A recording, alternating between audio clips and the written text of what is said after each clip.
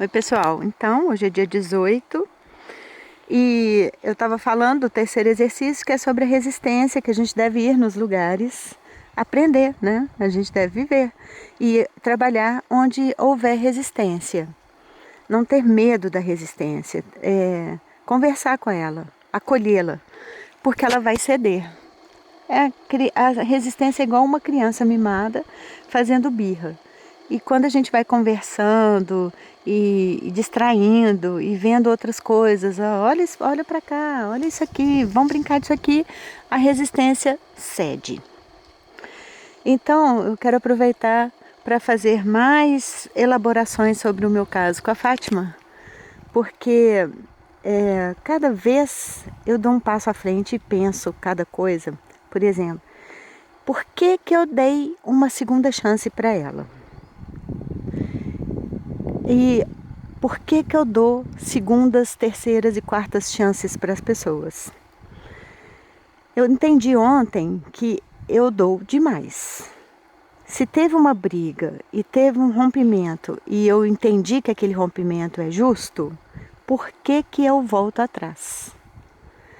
Eu acho que a pessoa é que tem que conquistar a segunda chance. Esse é o ponto que eu estou com a Fátima.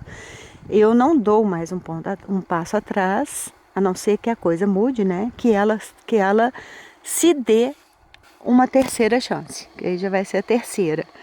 Se ela modificar alguma coisa, se ela quiser alguma coisa que eu já vi que não vai querer. Ontem eu passei em frente à casa dela e vi que ela vai embirrar e vai pôr toda outro tema. Ela vai pôr toda a culpa em mim. Eu sou grossa, eu sou isso, eu sou aquilo, eu sou, como é que fala? Quando a gente ingrata, uma pessoa tão boa, tão maravilhosa, e eu fui tão ingrata com ela me dando tudo que é dela, dividindo comigo tudo que é dela, e eu fui tão ingrata. Então aí está um ponto. A opinião do outro sobre mim. Por isso que a gente tem que voltar para a gente. A opinião do outro é formada na negatividade dele, nesse caso principalmente. Ela é totalmente envolvida com a negatividade dela. Ela não é uma pessoa humilde, ela é uma pessoa humilhada, e o objetivo dela é humilhar os outros, porque ela quer dar o troco. Fizeram comigo, eu tenho o direito de fazer com os outros. Então, toda vez que ela me explorava e me humilhava, ela fazia uma cara de alegria, um sorriso solto de que conseguiu. E no começo ela ainda me chamava muito de burra, de parva. Falava assim, não parece, mas é. Nossa, você é muito burra, muito parva. Você é parva, você é parva. Mesmo falando que não era, mesmo sabendo que não era, mesmo ela sabendo que eu não sou. Então, foi assim, né? Eu conheci a Fátima e achei até que ela consegue conversar e ela entende tudo o que eu falo. Ela tem uma conversa. Tem outras pessoas aqui não consigo conversar. Não, a negatividade é tanta na pessoa que não dá nem 5 minutos de conversa. Não dá. Aí, ela foi estabelecendo a relação, né, que era dar coisinhas e se sentir dona do pedaço, igualzinho o inglês, que me dava coisinhas e achou que era dono da minha casa, quase dono da minha vida também. E com ele eu não dei segunda chance, com ele eu rompi direto. Por quê? Porque eu vi que se eu desse a segunda chance, ia ser perigoso. É um homem muito grande, eu não sei o que ele seria capaz de fazer. Eu fiquei com muito medo quando eu briguei com ele e rompi de vez. Apesar que eu tinha pena, apesar que eu queria, apesar que eu sentia que quem sabe, mas foi bem claro para mim que era perigosíssimo. Com ela, eu fiquei uns 6 meses brigada e depois comecei a conversar. Quando eu comecei a conversar novamente, e a briga foi assim, né? Porque foi igual a essa. Ela foi explorando, explorando, explorando, e cada uma foi sendo quem é, até que eu pintei a casa dela E foi um dia muito gostoso, maravilhoso. Nós rimos, nos divertimos, que é o que é o proibido aqui, né? Foi um dia muito alegre. E ela olhou para a casa dela e falou: é outra casa. E já queria pintar por dentro e já estava com ânimo de mudança. Então, no dia seguinte, ela falou que eu pintei muito mal, que eu tinha que pintar de novo e que eu tinha que usar o pincel assim, assado. Eu levei tudo, a tinta, o pincel, eu pintei, e que o marido dela pintava melhor que eu e que ele ia acompanhar a minha pintora. Aí eu falei para ela: olha, eu não vou pintar de novo, seu marido pinta. Aí depois eu venho aqui falar mal da pintora. Tem 40 anos que a casa está lá, ninguém pintou, por que eu que vou ter que pintar 2 vezes? E me fala com educação, porque ela falou: tem que fazer vaso, não sei o que, não sei o que, não sei o que. Ó, fala comigo com educação, eu não tenho obrigação nenhuma. E uma coisa que ela fez, que fazem com ela: falar muito mal do que eu fiz, para eu ficar ofendida, né? Então eu pintei mal, o pincel tem que ser assim, não pode ter mancha e não sei o que. Profissionalmente eu não sou profissional e nem era meu objetivo uma pintura sem mancha. Era com cimento, era alternativa e tá linda lá. E tem mancha porque era só a primeira demão. E estava todo de cimento, com manchado de cimento, infinitamente melhor do jeito que tá, mesmo sem a segunda demão. Então, como é o modus operandi? Ofende para a pessoa se sentir na obrigação de fazer melhor. Como eu não tenho obrigação nenhuma, eu falei com ela: não vou fazer. Então ela assustou e começou a me xingar muito no outro dia e eu cortei e passava por ela todos os dias sem conversar, o que é muito desagradável. Então, depois de uns 6 meses, voltei e eu esperava a hora de falar o meu lado. E ela sempre falava e eu desistia. Aí no outro dia eu falava: vou falar isso, isso e isso. Chegava perto dela e ela falava cada coisa, eu desistia. Eu desistia, até que eu desisti. Até que eu comecei a calar. E depois, isso lentamente, em 1 ano, até que depois ela começou a ser novamente, insistindo, oferecendo coisa. Eu falava com ela: não quero, muito obrigada, vai perder. Ou então, como ela me oferecia demais, eu falava: eu aceitei, eu dei para as ovelhas. Aí eu ofendia.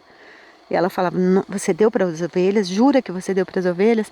Então não vou te dar mais. Eu falava: é isso que eu quero. Eu falava: é isso que eu quero, eu já te falei que eu não quero, então não me dá.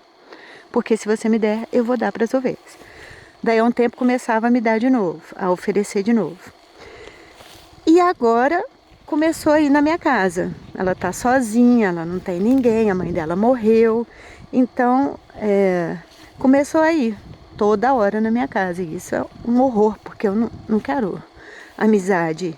Atrapalha os gatos com o cachorro late, o gato assusta. Não quero, não tenho esse interesse dessa amizade tão próxima.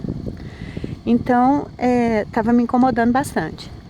E agora ela me deu de presente fotografar o porco e insistir, estava começando a ficar muito exagerado. Ela estava muito solta. Então, foi a hora certa da virada. Estou relembrando isso tudo para falar disso. Por que que eu aceitei de novo? Estou comparando com o outro lá, o inglês, que foi só uma vez. Nesse caso da Fátima, é muito simples, porque não é uma pessoa que tem um significado importante para mim. Não é tão difícil abrir mão dessa amizade. E mesmo assim, eu demorei 2 anos. A minha reflexão é a seguinte: e acho fácil, porque não é da minha família, não é de uma amizade incrível, não tem nada de especial. Então a pergunta que eu faço para mim é: por que que eu demorei tanto tempo? O que me prendeu a essa pessoa por tanto tempo? Por que que eu tive tanta paciência? Por que que eu suportei tanta tolice? Porque depois que a gente fica livre de uma situação dessa, igual foi o caso com os padeiros, sobra energia. Porque essa pessoa irrita, incomoda, não é só o encontro com ela. A energia dela vem comigo, porque ela me irrita, porque ela me deixa incomodada com o lixo que ela me dá. Quando eu aceito, quando eu não aceito, eu tenho que ficar muito atenta para não aceitar. Quando eu aceito, é uma ofensa, porque sempre é um lixo. Então, gasta muita energia. Por que que eu gastei tanta energia, que é tão precioso para nós, a nossa energia vital? Por que que eu gastei tanto com esse lixo? Por que que eu já não decidi isso antes? Bom, uma resposta eu tenho que é porque eu estava aprendendo. Eu lidei com toda essa situação e fui pilotando e fui transmutando, limpando em mim toda a irritação, até chegar num ponto de autoconfiança muito grande e entender que isso é lixo mesmo, não dá. Uma outra coisa que eu penso assim, uma paciência com o outro que eu acho que eu nem tenho comigo. Com o erro do outro, com a dificuldade do outro, eu tenho comigo, mas por que essa paciência toda e por que olhar tanto para a pessoa como, não, mas ela vai melhorar, ela vai mudar, e ter uma esperança que a pessoa nem quer e nem tem. A pessoa não está interessada nisso. A pessoa está claramente interessada em me usar, em me humilhar, em manter esse nível. Por que eu quero mudar essa pessoa? Por que eu estou interessada em mostrar amor para essa pessoa que ela nem enxerga?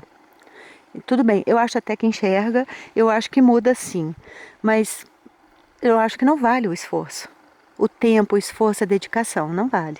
E existem outras formas de mostrar esse amor e essa forma de viver. É só eu vivendo. O meu exemplo. Ela vai ver, todos veem e ficam incomodados, então ela também vai ver. Por que que eu tenho que ir lá e ter essa paciência toda? Tem algo, tem algo estranho aí que eu preciso mudar.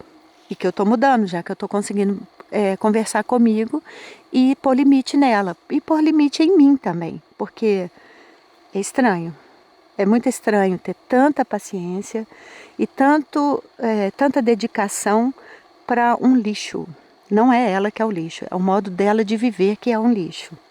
Então eu estou misturando a pessoa e o ser que ela é, a negatividade dela, com a pessoa que ela poderia ser. Mas por quê?